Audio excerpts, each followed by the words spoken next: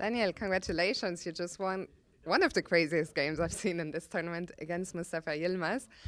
Let's jump straight into it. I mean, it started off, everything was symmetrical, pretty quiet, and then I looked away for half an hour and there was fire everywhere on the board. What happened?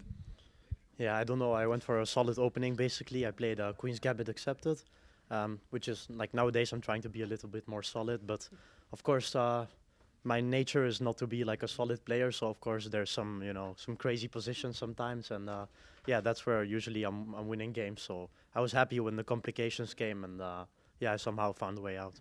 Yeah, I mean, the complications, I don't even know which moment to jump into because there was so many. But when did you feel that you started taking over? Um, I don't know exactly because it was still very crazy, but at some point, because I had at some point one pawn, I was 1 point down. I was 1 pawn down, but I had a lot of compensation. I was pushing some pawns on the king side, like h5, g5, and stuff. And at some point, I just sacrificed a piece, and I On just f4. yeah.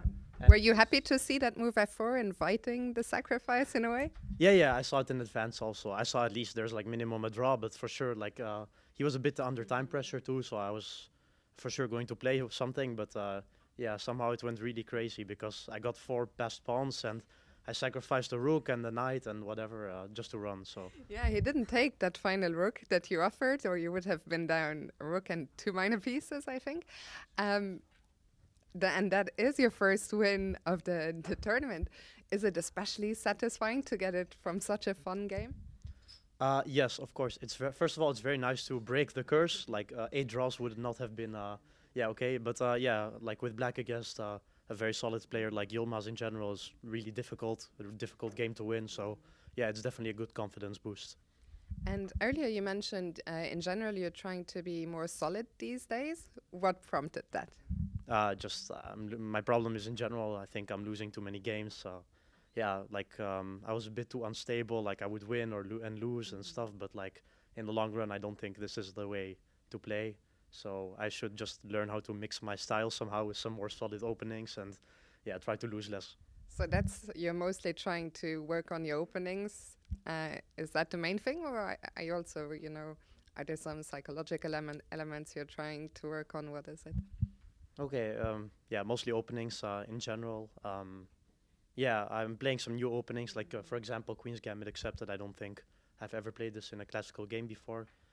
Yeah, it's mostly based off of this with both colors, but yeah. A new opening, can you tell us a little bit about how you prepare here in Wijk? Do you prepare by yourself? Are you with the second? Tell us a bit about your preparation routine.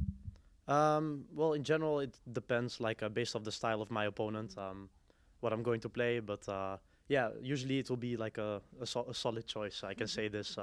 I'm preparing, okay, a lot by myself, but also with some friends who are helping me with the tournament. So this is also nice to have some support, and yeah, it makes it also easier to prepare for the games. I can imagine.